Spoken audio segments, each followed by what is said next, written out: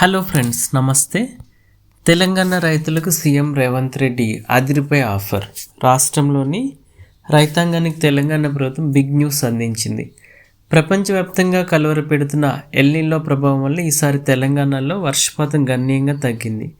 సాగునీటి కొరత ఏర్పడే ప్రమాదం ఉండడంతో నీటి వినియోగం తక్కువగా ఉండే ప్రత్యామ్నాయ పంటల వైపు రైతులను ప్రోత్సహించాలని రేవంత్ రెడ్డి సర్కార్ కీలక నిర్ణయం తీసుకుంది.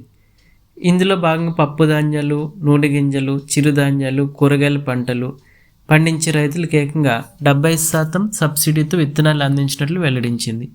గురువారం ఎంసీఆర్ హెచ్ఆర్డీలోని బోధి పెవిలియన్ అధికారులతో సీఎం రేవంత్ రెడ్డి ప్రణాళిక సంఘం వైస్ చైర్మన్ జి చిన్నారెడ్డి ప్రత్యేకంగా సమావేశమయ్యారు.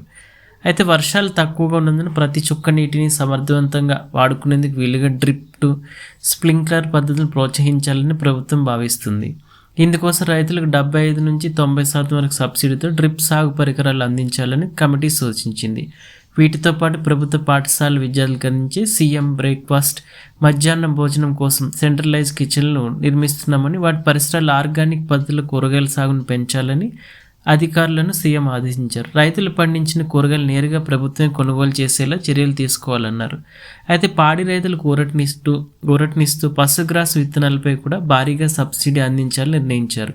గ్రామీణ ప్రాంతాల్లో కొత్తగా డైరీ యూనిట్లు స్థాపించేందుకు ఆర్థిక సాయం అందిస్తామని ప్రకటించారు. సాగునీటి పంపింగ్ కోసం నిరంతర ఉచిత విద్యుత్ సరఫరాలను ఎలాంటి అంతరాయం కలగకుండా చర్యలు తీసుకోవాలని విద్యుత్ శాఖను ఆదేశించారు.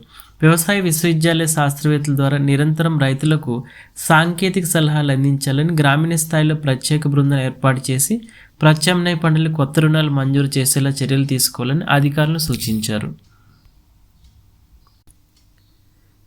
హలో ఫ్రెండ్స్, నమస్తే.